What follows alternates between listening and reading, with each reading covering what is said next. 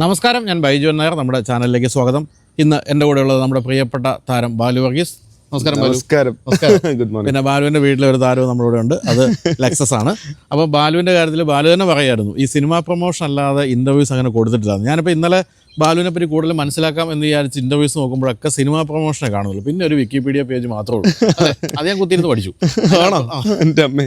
അപ്പോൾ ബാലു പറയായിരുന്നു, ബാലു വണ്ടിയെ പറ്റി ഒത്തിരി പഠിച്ചത്. കാരണം ഞാൻ എന്തൊക്കെയോ എത്ര സിലിണ്ടർ വണ്ടിയാണെന്നൊക്കെ ചോദിക്കുമെന്നൊക്കെയാണ് വിചാരിച്ചത്. അങ്ങനൊന്നും ഇല്ല കേട്ടോ, അങ്ങനെയൊന്നുമില്ല. സന്തോഷം. ആക്ച്വലി അതാണ് ഇപ്പൊ ഇന്നലെ രാത്രി വൈചേട്ടൻ വിളിച്ചപ്പോ ചേട്ടൻ പറഞ്ഞ പോലെ ഞാൻ ആദ്യമായിട്ടാണ് പടത്തിന്റെ പ്രൊമോഷൻ അല്ലാണ്ട് ഒരു ഇന്റർവ്യൂ എന്ന് പറഞ്ഞു കൊടുക്കണേ. അത് എനിക്ക് തീരെ അറിയാത്തൊരു മേഖലയാണ്. വണ്ടി ഓടിക്കാൻ ഇഷ്ടമാണ്, ഇഷ്ടംപോലെ വണ്ടി ഓടിച്ചിട്ടുണ്ട്.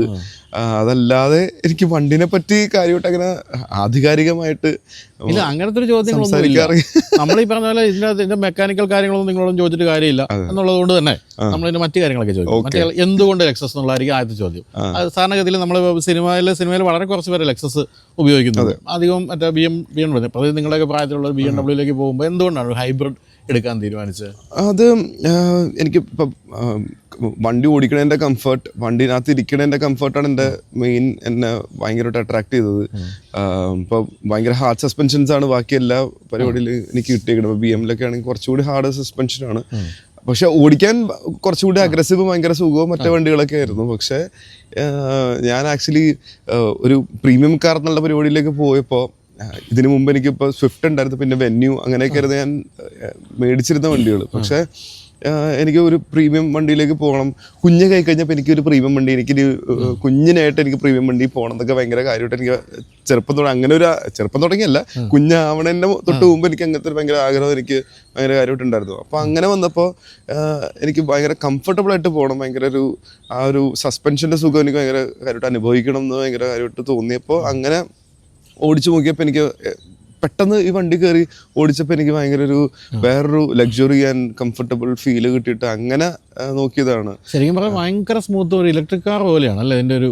അതെ. അത് ഇപ്പൊ ഈ പറഞ്ഞ ഹൈബ്രിഡിന്റെ ആദ്യത്തെ ഇപ്പൊ ഈ ഇലക്ട്രിക് പരിപാടിയിൽ നിൽക്കുമ്പോൾ ഭയങ്കര നമ്മ വണ്ടി ഓണായി നമുക്ക് അറിയൂല, അങ്ങനത്തെ ഒരു സുഖം ശരിക്കും ഉണ്ട്. പിന്നെ എഞ്ചിനിലേക്ക് മറ്റേ പെട്രോൾ എഞ്ചിനിലേക്ക് മാറുമ്പോൾ എൻ്റെ സൗണ്ട് പരിപാടി ഉണ്ട്.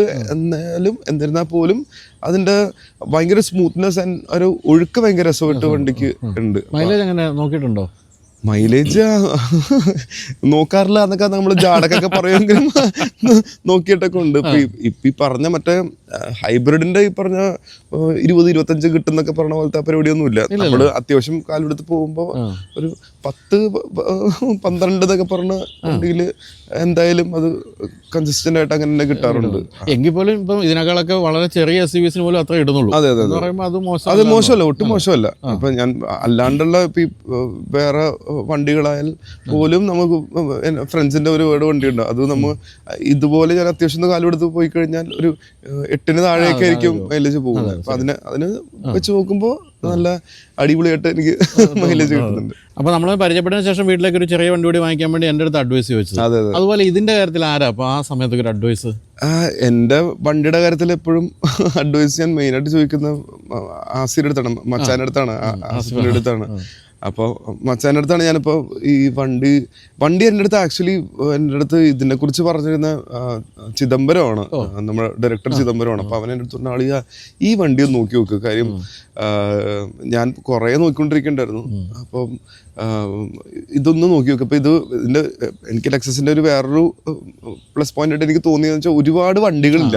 അപ്പോൾ അതിൻ്റെ ഒരു സുഖമുണ്ട് നമുക്ക് നാട്ടിൽ റൂട്ടിൽ അധികം കാണാത്തൊരു വണ്ടി എന്നുള്ളൊരു സുഖമുണ്ട്. അപ്പോൾ ഒരു സെപ്പറേറ്റ് ഒരു ഐഡന്റിറ്റി പരിപാടി നമുക്ക് കിട്ടും. അതിന്റെ ഒരു സുഖം എപ്പോഴും നമുക്ക് ഉണ്ടല്ലോ, അതുകൊണ്ടും കൂടി എടുത്താണ്. അപ്പൊ ചിതുവാണ് എൻ്റെ അടുത്ത് പറഞ്ഞിരുന്നത്. പക്ഷെ ആസിയാണ് എൻ്റെ അടുത്ത് ഞാൻ മെയിൻ വണ്ടിയുടെ അഡ്വൈസ് ചോദിക്കണം മച്ചാൻ്റെ അടുത്താണ്. മച്ചാൻ്റെ അടുത്ത് പറഞ്ഞു, ഇവിടെ ഭയങ്കര ഒരു സുഖമുണ്ട് ഈ വണ്ടി ഓടിക്കാൻ വേണ്ടി. ഇപ്പൊ ഈ പറഞ്ഞ പ്രോപ്പർ പെട്രോൾ ഹെഡ്സ് എന്നൊക്കെ പറഞ്ഞാൽ അവർക്കൊന്നും ചിലപ്പോൾ വർക്കാവില്ലായിരിക്കും. പക്ഷെ നീ ഒന്ന് ഓടിച്ചു നോക്കും, ചിലപ്പോൾ നിനക്ക് ഇഷ്ടപ്പെടാൻ പറ്റും, നിന്റെ ഒരു പരിപാടി വെച്ചിട്ട് നിനക്ക് ഇഷ്ടപ്പെടാൻ പറ്റിയൊരു വണ്ടിയാണെന്ന് പറഞ്ഞാണ്. എനിക്ക് അത്യാവശ്യം ഈ പറഞ്ഞ ചെറിയ ഓഫ് റോഡ് വരെ ഞാൻ പോയിട്ടുണ്ട് വണ്ടി കൊണ്ട്, അത്യാവശ്യം ഓഫ് റോഡ് വരെ പോയിട്ടുണ്ട്. അതിനകത്തും എനിക്ക് എന്നെ നിരാശപ്പെടുത്തിയിട്ടില്ല. ഇല്ല. അത്യാവശ്യം കയറിപ്പോയിട്ടുണ്ട്. ഇനി എന്റെ ഡ്രൈവിന്റെ മികവ് കൊണ്ട് കാണാൻ എനിക്കറിയില്ല. കയറിപ്പോയി. സ്വന്തമായിട്ട് പൈസ കൊടുത്ത് വാങ്ങിച്ച ആദ്യത്തെ വണ്ടി അതാ? സ്വിഫ്റ്റ് ആണ്. ഞാൻ സ്വിഫ്റ്റ് ആണ്. ഒരു സ്വിഫ്റ്റിന്റെ ഡീസൽ ടോപ്പ് എൻഡ് മോഡൽ ഒരെണ്ണം. അതാണ് എനിക്ക് തോന്നുന്നു 2014 ഇതിഹാസമൊക്കെ കഴിഞ്ഞിട്ട് അങ്ങനെ പൈസയൊക്കെ വെച്ച് ഞാൻ എങ്ങനെ കൊണ്ട് മേടിച്ചാണ്. പക്ഷെ ആ വണ്ടിയും എനിക്ക് ഭയങ്കര പ്രിയപ്പെട്ട വണ്ടിയായിരുന്നു. ആക്ച്വലി കഴിഞ്ഞ പോലെ വെച്ചാണ് ആ വണ്ടി കൊടുക്കാൻ വരെ എനിക്ക് ഭയങ്കര ബുദ്ധിമുട്ടായിരുന്നു. പക്ഷെ എൻ്റെ പപ്പ ഉപയോഗിക്കണ്ടായിരുന്നു. പിന്നീടും പിന്നെ വീട്ടിൽ അത്യാവശ്യം കാര്യങ്ങളിന് വേണ്ടി നമുക്ക് സുഖമായിട്ട് പോകാൻ പറ്റിയ വണ്ടിയായിരുന്നു. അതങ്ങനെ കിടക്കുമായിരുന്നു വണ്ടി. പിന്നെ മൈലേജ് ആണെങ്കിൽ ഗംഭീര മൈലേജ്. അപ്പൊ വീട്ടുകാർക്കും അത് ഭയങ്കര പ്ലസ് പോയിന്റ് ആണ്. ആദ്യം ഇപ്പൊ ഞാൻ ബൈജാനെ വിളിച്ചപ്പോ എന്റെ മെയിൻ റീസൺ ഇതായിരുന്നു, വീട്ടുകാർക്ക് കൊണ്ട് വണ്ടി എടുക്കാൻ വേണ്ടിയിട്ടായിരുന്നു. അപ്പൊ അവരുടെ മെയിൻ സംഭവം ഇതാണ്. എന്തൊക്കെ വണ്ടിയുടെ സംഭവം പറഞ്ഞാലും മറ്റേ മൈലേജ് എത്ര കിട്ടും? മൈലേജിന് ഒന്നിനും കിട്ടില്ല. അതെ, അത് കിട്ടില്ല. അതിനുശേഷം വെന്യൂലേക്ക് വന്നു. വെന്യൂ പെട്രോൾ ആയിരുന്നു. അതും വണ്ടി ഓക്കെ ആയിരുന്നു, ഹാപ്പി പരിപാടിയായിരുന്നു. പക്ഷെ ഇത് എനിക്ക് ഭയങ്കര ആ ഒരു കംഫർട്ട് ആൻഡ് ആ ഒരു സസ്പെൻഷന്റെ സുഖവും എനിക്ക് ഐഡന്റിറ്റിയാണ് ശരിക്കും പറഞ്ഞാൽ ഈ വണ്ടി എന്ന് പറയുന്നത്. അപ്പോൾ ഇതുപോലെ ഈ പറഞ്ഞ പോലെ 2005 ബാലതാരമായിട്ട് വന്നു. അതിനുശേഷം ഏതാണ്ട് 9 വർഷത്തിനുള്ളിൽ തന്നെ വണ്ടി സ്വന്തമായിട്ട് വാങ്ങിക്കാൻ പറ്റി അല്ലേ? മോശമല്ലാത്ത പോക്കാണ് അല്ലേ പോയിക്കൊണ്ടിരിക്കുന്നത്.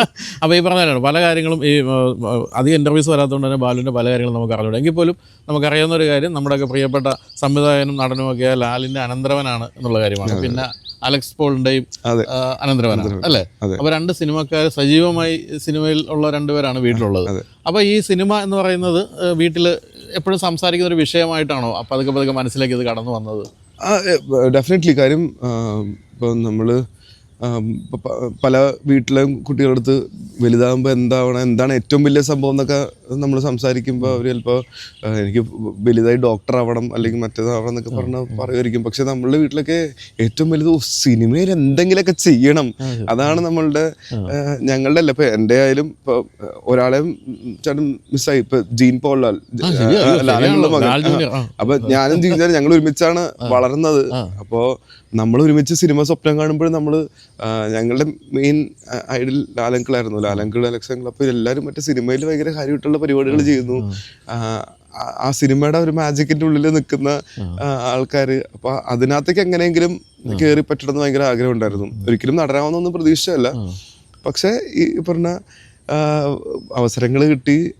അതിനകത്ത് നമ്മൾ എങ്ങനെയൊക്കെയോ ഹാപ്പിയായിട്ട് ചെയ്യാൻ പറ്റി. പപ്പയും ആക്ച്വലി ലാൽ ക്രിയേഷൻസ് നോക്കിയിരുന്നത് പപ്പയാണ്. അപ്പോൾ സിനിമയായിട്ട് അങ്ങനെ ബന്ധമുണ്ട്. അത് കൂടാണ്ട് അത്യാവശ്യം നല്ല രസമുള്ള സിനിമാ പ്രാന്തന്മാരാണ് എൻ്റെ അച്ഛനും അമ്മയും.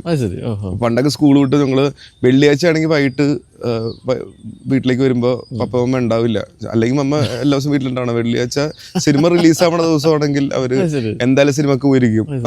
അപ്പൊ ലാലങ്കിൾ സിനിമ വരുമെന്ന് വീട്ടുകാർക്ക് തോന്നിയിട്ടുണ്ടോ? നടന്നാലോ? അങ്ങനെ തോന്നിയിട്ടുണ്ടോ സിനിമയിലേക്ക് എത്തും എന്നുള്ളത്? കാരണം അവരൊക്കെ ഈ പറഞ്ഞ പോലെ മിമിക്രി എന്നൊക്കെ പറഞ്ഞിട്ട് അന്നത്തെ കാലത്ത് സിനിമയിലേക്കുള്ള ഒരു ചവിട്ടുപടി ആയിരുന്നില്ല അന്നത്തെ കാലത്ത്. അല്ലല്ല, അവര് പല പരിപാടിയായിരുന്നു. അതൊരു ഈ പാഷന്റെ പുറത്ത് ചെയ്യുന്ന പരിപാടിയാണ്. കൂടാതെ ഉപജീവനം കൂടിയായിട്ടുള്ളൊരു പരിപാടിയായിരുന്നു മിമിക്രിയും കാര്യങ്ങളൊക്കെ. പക്ഷെ കല ഉള്ളിലിരിക്കുന്നതുകൊണ്ട് അവർക്ക് കുറച്ച് കഴിഞ്ഞപ്പോൾ അത് ചെയ്ത് കുറച്ച് കഴിഞ്ഞപ്പോൾ അവർക്ക് ഡയറക്ഷൻ എന്നൊക്കെ ഉള്ള ഒരു ഭയങ്കര ഐഡിയ ഉണ്ടായിരുന്നു. അങ്ങനെ അവര് സിനിമയിലേക്ക് വന്നതാണ്. എനിക്കത് 2 വയസ്സ് മറ്റേ ഉള്ളൂ ബാലുവിന്. അവരുടെ ആദ്യത്തെ റാംജറാവ് സ്പീക്കിംഗ്. അതെ. ഞാൻ 91 ബോണാണ്. അപ്പോ എനിക്ക് ഓർമ്മയൊന്നുമില്ല ആ സിനിമ റിലീസിന്റെ സമയമൊന്നും എനിക്ക് അറിയാനേ പാടില്ല. അത് കഴിഞ്ഞിട്ടുള്ള സിനിമകളും ഈ പറഞ്ഞ VCR ഒക്കെ ഇട്ട് ഞാൻ മറ്റേ വിയറ്റ്നാം കോളനി അങ്ങനെ സിനിമകളൊക്കെ വീട്ടിലിരുന്ന് കണ്ടെങ്കിൽ നല്ല ഓർമ്മയുണ്ട്. അപ്പൊ എന്തായാലും സിനിമയിലേക്ക് എത്താൻ വേണ്ടി ചെയ്ത കാര്യമാണ്. ഇപ്പം ഈ വീട്ടില് സജീവമായിട്ട് 2-3 സിനിമക്കാരുണ്ട് എന്നുള്ളത് സഹായിച്ചോ, അതോ സ്വന്തം നിലയ്ക്കുള്ള ഒരു പോക്കാണ്? അല്ല, ഇപ്പൊ ഈ ഇതിനകത്ത് സിനിമയിലേക്ക് ഞാൻ നേരത്തെ പറഞ്ഞ പോലെ നമ്മൾ മറ്റേ നമ്മളുടെ ഏറ്റവും വലിയ ആഗ്രഹം സിനിമയിൽ എന്തെങ്കിലും പരിപാടി ചെയ്യുക എന്നൊക്കെ പറഞ്ഞൊരു സംഭവമായിരുന്നു. ഈ ജീൻ ചേട്ടനും ഞാനും ഞങ്ങൾ ചെറുപ്പം തുടങ്ങി. ജീൻ ചേട്ടനും ചെറുപ്പമായിരുന്ന സമയത്ത് ഞങ്ങൾ ഒരുമിച്ച് മറ്റേ ഒരുപാട് വീഡിയോസ് പരിപാടികൾ, ചെറിയ ഷോർട്ട് മൂവീസ് പോലത്തെ സാധനങ്ങൾ നമ്മൾ തന്നെ ചെയ്യാറുണ്ട്. അതിൻ്റെ പരിപാടികളുടെ പുറകെ കുറെ പോയിട്ടുണ്ട്.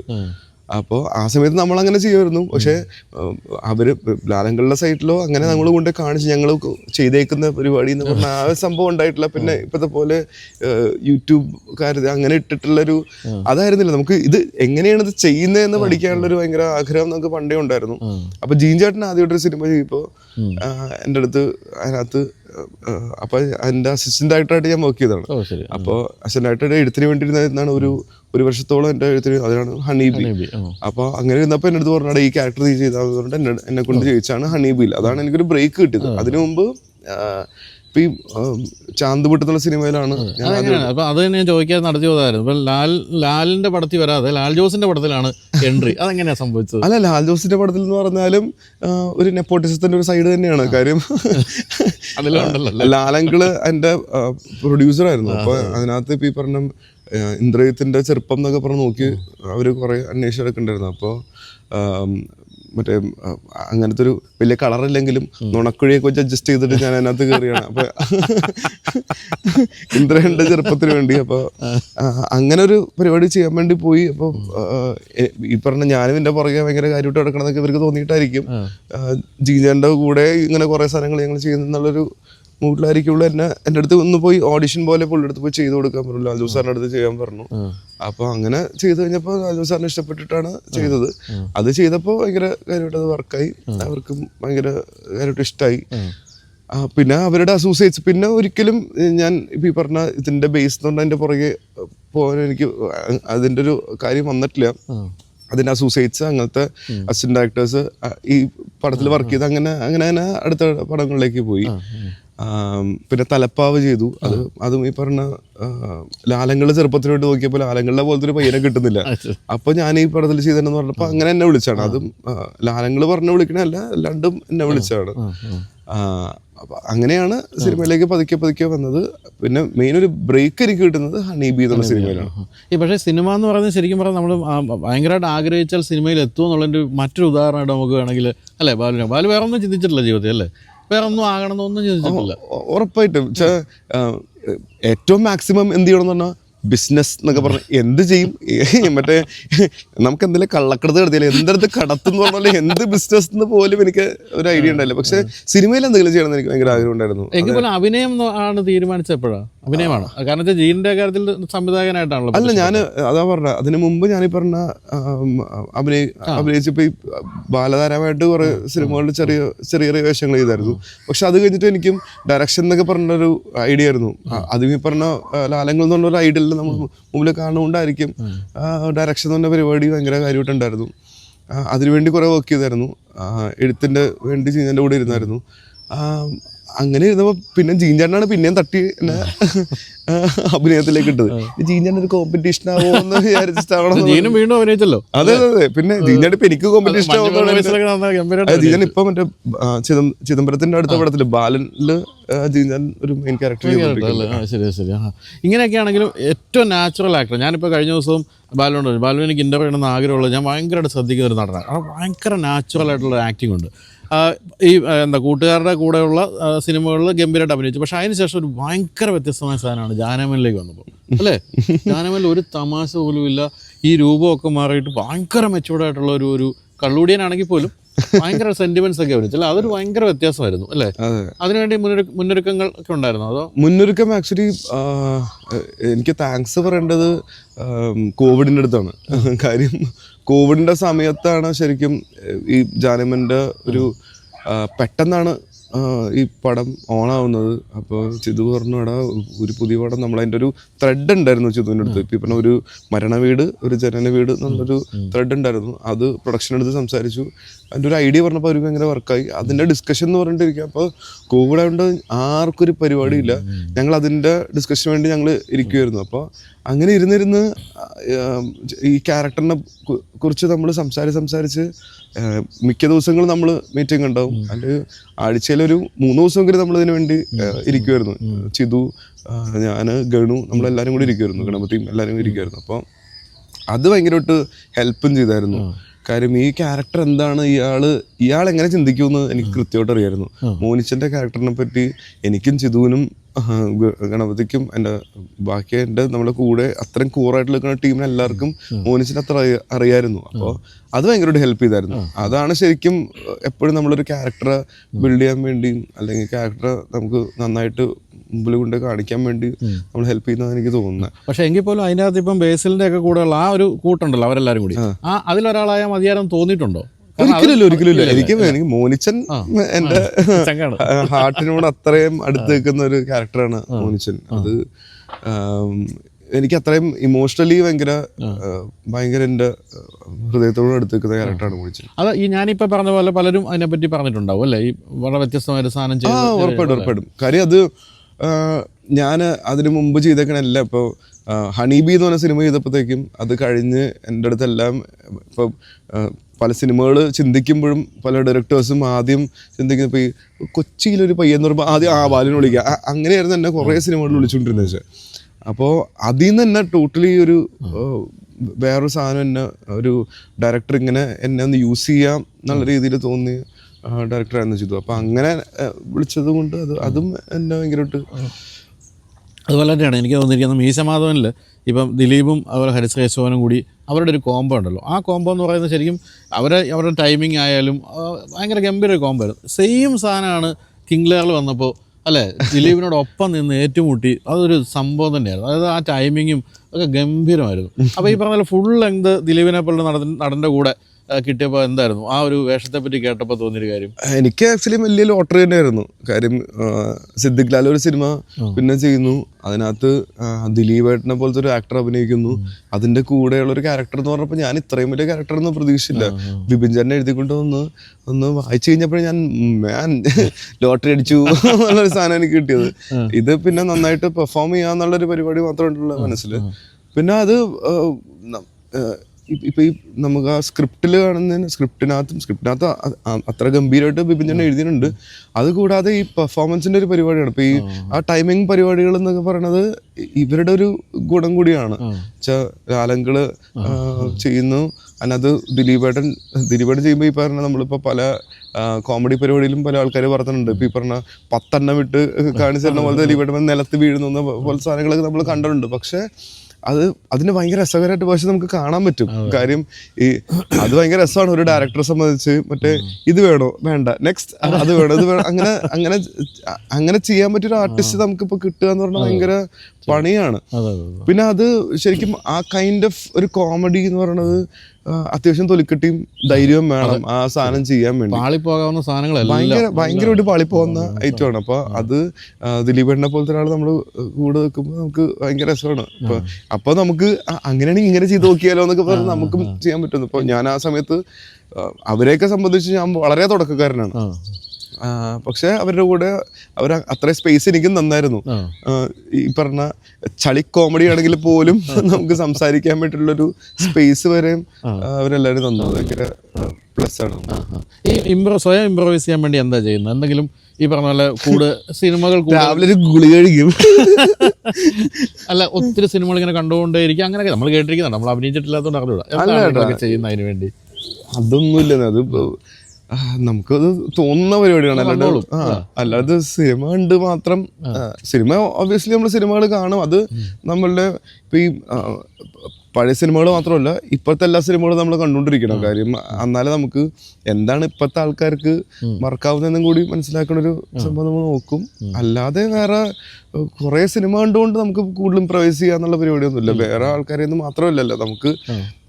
പിന്നെ നമ്മുടെ മനസ്സിനുള്ളൊരു എന്ന പരിപാടിയാണ്. ഇങ്ങനെ ചെയ്ത് കഴിഞ്ഞാൽ കുറച്ചുകൂടി വർക്കാവും. പിന്നെ ആ ഹ്യൂമർ സെൻസ് കുറച്ചുകൂടി നമുക്ക് ഉള്ളിലുണ്ടെങ്കിൽ അത് ഭയങ്കര പ്ലസ് ആയിരിക്കും എന്ന് തോന്നിയിട്ടുണ്ട്. എനിക്ക് തോന്നുന്നു നിങ്ങളുടെയൊക്കെ ഒരു കൂട്ടായ്മ എന്ന് പറയുന്നത് നിങ്ങളുടെയൊക്കെ ഒരു പ്രായത്തിലുള്ള ആൾക്കാരുടെയൊക്കെ കൂട്ടായ്മയിലാണ് പല ഗംഭീര സിനിമകളും വന്നിരിക്കുന്നത്. അതിന്റെ ഒരു സുഖം ഉണ്ടാവും ആ ഒരു കൂട്ടായ്മ. ഉറപ്പായിട്ട് നമുക്ക് സുഹൃത്തുക്കളുടെ കൂടെ ചെയ്യുമ്പോൾ ഉള്ളൊരു സുഖം എന്ന് പറയുമ്പോൾ നമ്മളുടെ ഒരു പ്രൊഡക്റ്റ് ഇറക്കുന്നു. ഇപ്പൊ ഞാൻ ചെയ്തേക്കുന്ന മിക്ക സിനിമകളിലും ഈ പറഞ്ഞ ഒരു വലിയ ഡയറക്ടർ ഒരു ഇത് ആ സംഭവം എനിക്കറിയാം. എനിക്ക് കുറേ ഇപ്പം സുഹൃത്തുക്കളായിട്ടാണ് കുറേ സിനിമകൾ ചെയ്തേക്കുന്നത്. അപ്പം അതിനകത്ത് നമുക്ക് കിട്ടുന്നൊരു സുഖം വെച്ചാൽ നമ്മൾ ഈ സിനിമ വിജയിച്ച് കഴിയുമ്പോൾ കിട്ടുന്നൊരു സുഖം അത് വേറൊരു ഹൈ ആണ്. അത് ഭയങ്കര രസമുള്ളൊരു പരിപാടിയാണ്. അഭിനയിച്ച് പോരുക മാത്രമല്ല, അല്ലല്ല, ഒരിക്കലും അല്ല. ഇപ്പൊ രാവിലെ ലൊക്കേഷനിലേക്ക് പോകാൻ നമുക്ക് മറ്റേ ജോലിക്ക് പോകുന്നല്ലോ. അടിപൊളിയല്ലേ. ഞാൻ ചേട്ടനടുത്ത് പറഞ്ഞു, ഞാൻ ഇപ്പൊ ഇന്ന് രാവിലെ 7 മണിക്ക് പരിപാടി, ഞാൻ ചേട്ടാ 7 മണിയോ, ഞാൻ ഷൂട്ടാണെങ്കിൽ നമുക്ക് 7 മണിന്നല്ല 6 മണിന്നല്ല 5 മണിന്നല്ല, നമ്മള് മറ്റേ ഹാപ്പിയാണോ. ഇത് ഞങ്ങളെ സംബന്ധിച്ച് ഷൂട്ടാണ്. അതെ നമ്മളെ സംബന്ധിച്ച് അത് ഭയങ്കര രസമുള്ള പരിപാടിയാണ്. രാവിലെ എഴുന്നേറ്റ് എടാ ഇന്നത്തെ സീൻ എന്ന് പറയുന്നത് നമ്മള് മറ്റേ അതിന്റെ ഡിസ്കഷനും ആ പരിപാടിയാണ് നടന്നു പോയിക്കൊണ്ടിരിക്കുന്നത്. അപ്പൊ അത് ഭയങ്കര രസമുള്ള പരിപാടിയാണ്. നമുക്കത് ഇഷ്ടമുള്ള സാധനം ചെയ്യുമ്പോൾ കിട്ടുന്ന ഒരു സുഖം വരെയാണ്. ഇപ്പം ഈ സിനിമയിൽ അഭിനയിച്ച് തുടങ്ങുന്നവരെ ധാരാളം സിനിമകൾ കണ്ടിട്ടുണ്ടാവും. മലയാളത്തിൽ ഏറ്റവും ഇഷ്ടപ്പെട്ടു, ഇപ്പം ലാലേട്ടനെ മാറ്റി നിർത്തി കഴിഞ്ഞാൽ ഏതാണ് ഏറ്റവും പ്രിയപ്പെട്ട ഒരു ഡയറക്ടർ? ഫാസിൽ സാറ് ഭയങ്കര ഇഷ്ടമുള്ള ഡയറക്ടറാണ്.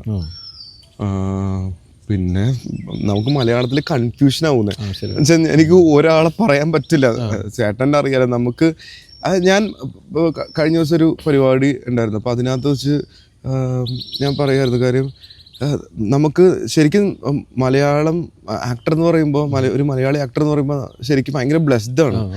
കാര്യം നമുക്ക് ഇത്രയും നല്ല ഡയറക്ടേഴ്സ് ഉണ്ട്, ഇത്രയും നല്ല ആർട്ടിസ്റ്റുകളുണ്ട്.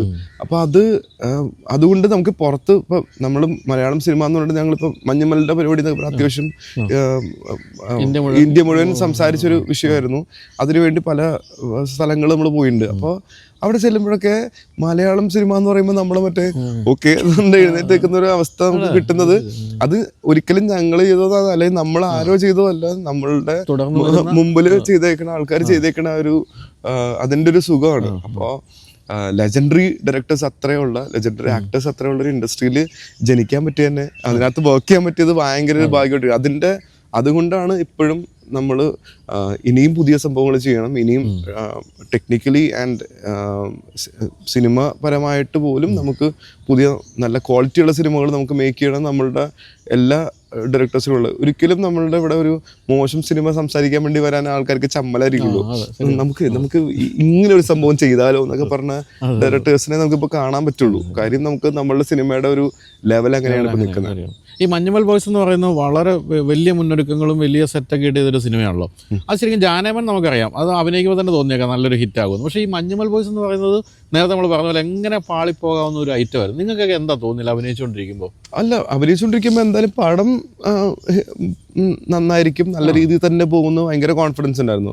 അത് ചില പടങ്ങൾ നമ്മൾ ചെയ്യുമ്പോൾ മനസ്സിലാവും ചിലപ്പോൾ പാളിയോ എന്നൊക്കെ പറഞ്ഞൊരു തോന്നലൊരു അവസ്ഥയൊക്കെ ഉണ്ടാവാറുണ്ട്. പക്ഷേ മഞ്ഞുമൽ ബോയ്സിന് ഒരിക്കലും അത് ഉണ്ടായിട്ടില്ല. മഞ്ഞുമലിൽ ഇത് പടം നന്നായിരിക്കും, ഇത് ആൾക്കാർക്ക് ഇഷ്ടപ്പെടും എന്നുള്ള സംഭവം ഉറപ്പായിട്ടുണ്ടായിരുന്നു. പക്ഷേ ഇത് എത്രത്തോളം ഹിറ്റാവുമെന്ന് നമുക്ക് ആർക്കും പ്രതീക്ഷിക്കാൻ പറ്റില്ല. അല്ലെങ്കിൽ നമ്മളെല്ലാരും കൂടി പ്രൊഡ്യൂസ് ചെയ്താൽ പൈസ നഷ്ടം വന്നിപ്പോ അല്ലേ? അതെ അതെ, ആലോചിക്കുമ്പോ സൗബി ചിദംബരത്തിന് അടുത്തോളം വരുമല്ലേ, പ്രൊഡ്യൂസ് ചെയ്തോ? അല്ല, സിദ്ധുവിന്റെ അടുത്ത പടം അതുമായി. അത് മറ്റേ ഒരു ചെറിയ പരിപാടിയാണ് അവൻ ചെയ്യുന്നത്.